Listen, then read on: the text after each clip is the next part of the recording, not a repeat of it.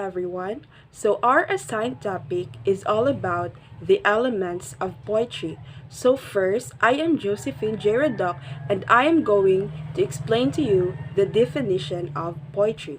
So, poetry can be defined as literature in a metrical form or a composition forming rhythmic lines. So, it comes from earlier times when poetry was seen as the realm of strict structure, obeying various rules about the number of syllables per line, the intonation of word use, the end of each line, and etc. On the contrary, modernist poetry is usually not written in metrical form and exhibits no rhyme earlier. This, although poetry is not easy to define anyway, a more accurate way to put it is to say that this is the literary genre that focuses more on the aesthetic use of language, the form, and the intonation of words and phrases. Their significant functions, the use of lines, even if not always rhythmic ones, instead of a continuous text, is also a pretty standard characteristic of poetry that survives until today. So, a poem is something that follows a particular flow of rhythm and meter. Rhythm is the pattern of stresses within a line of verse. All spoken word has a rhythm formed by stress and unstressed syllables. When you write in a sentence, you will notice pattern forming. In poetry, pre-measured patterns of stress and unstressed syllables are called meters. Meters are the pattern of within a sentence. Feet or are individual units of rhythm made up of patterns of syllables. A sentence is made up of one or more feet. The rhythmic syllables is created by the pattern of stress and unstressed syllables in a line or verse. In modern poetry, the breaks, repetition, and even spaces for silence can help to create rhythm. Rhythm sets poetry apart from normal speech. It creates a tone for the poem and it can generate emotions or enhance ideas. If the lines of the poem follows a regular pattern, that's called poetic meter. So, compared to prose, when there is no such restriction and the content of the piece flows according to story. A poem may or may not have a story, but definitely has a structured method of writing.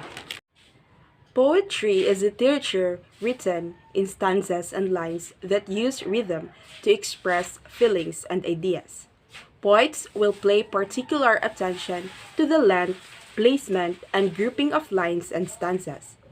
Poetry has a structure which refers to how it was crafted.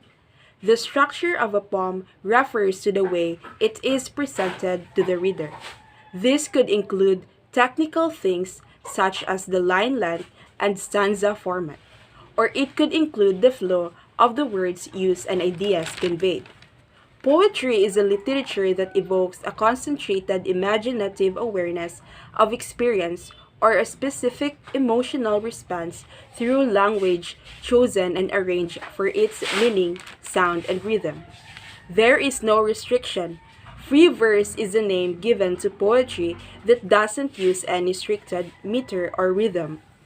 Because it has no set meter, poems written in free verse can have lines of any length from a single word to much longer. The opposite of free verse is formal verse or poetry that uses but a strict meter and rhythm structure. Hello everyone, and to our beloved Miss Baman, we are going to report about the elements of poetry. My assigned topic is rhythm and stanza. To start, let us take a look at their definitions.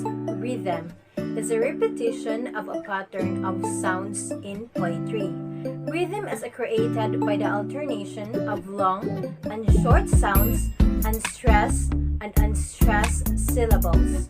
The word rhythm comes from the Greek meaning measured motion.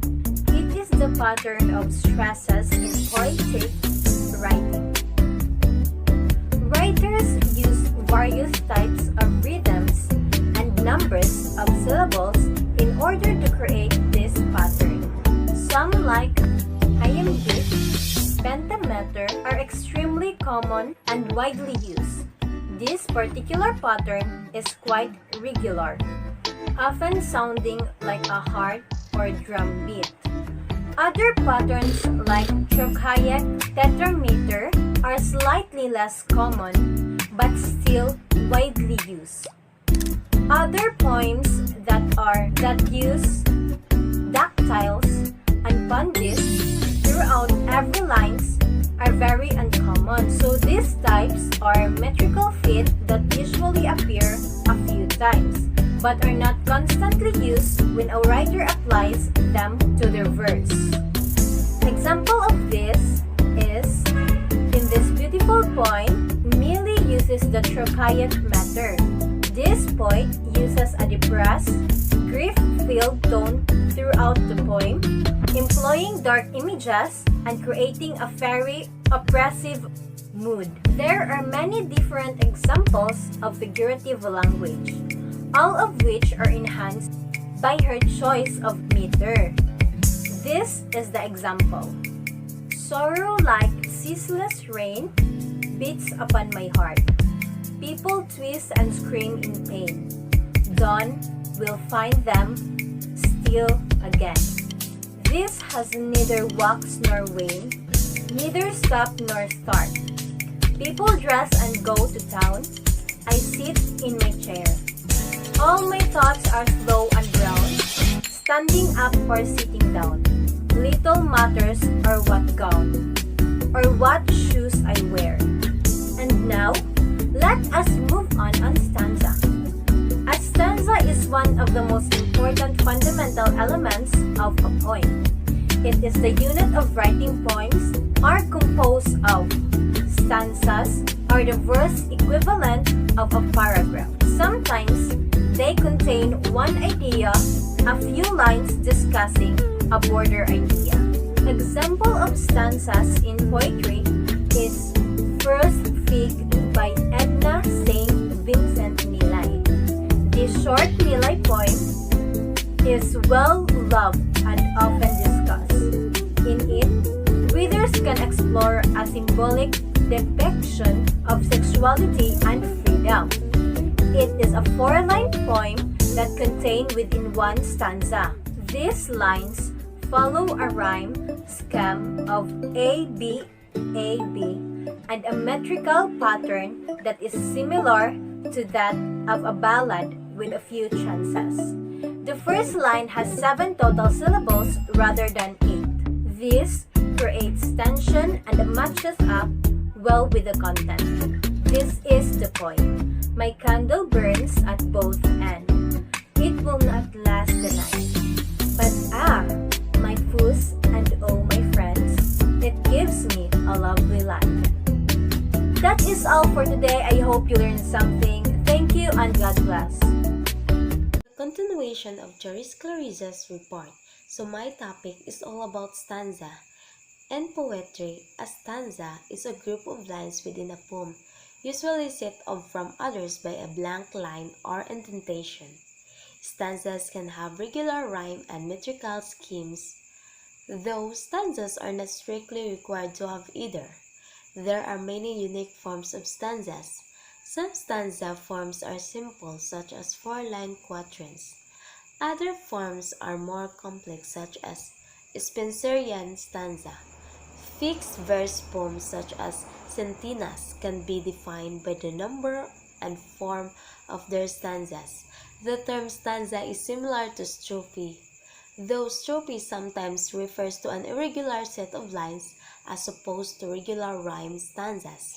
The stanza in poetry is analogous within the paragraph that is seen in prose. Related thoughts are grouped into units. The stanza has also been known by terms such as batch, fit, and stave. Even though the term stanza is taken from Italian, in the Italian language, the word stropha is more commonly used In music, groups of lines are typically referred to as verses. Stanza, a division of a poem consisting of two or more lines arranged together as a unit. More specifically, a stanza usually is a group of lines arranged together in a recurring pattern of metrical lengths and a sequence of rhymes. Rhyme is used in poetry as well as in songwriting, not just because it's pleasant to hear but because the repetition of sounds, especially when it's consistent, lends a sense of rhyme and order to the language. Contrary to what many people think, words don't have to share perfectly identically sounds in order to qualify as a type of rhyme. Many words that can share similar sounds, including some words that only share a single letter, fall into one of categories of rhyme we describe below. Poems that use rhymes at the end of each line often do so according to a repeating, predetermined pattern called a rhyme scheme. Rhyming scheme is the pattern of rhymes at the end of each line of a poem or song.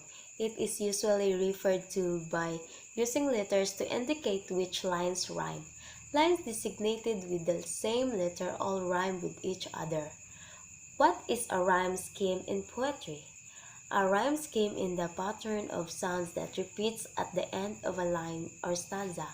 For example, the rhyme scheme AB means the first and third lines of a stanza or the A rhyme with each other and the second line rhymes with the fourth line or the B rhymes together.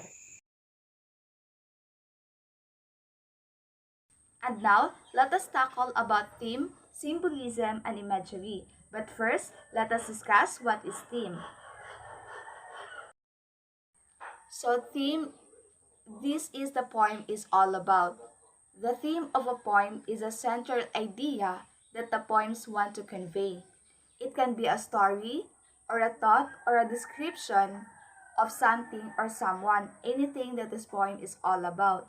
So, theme is the main idea or underlying meaning a writer explore in a novel, short story, or other literary work.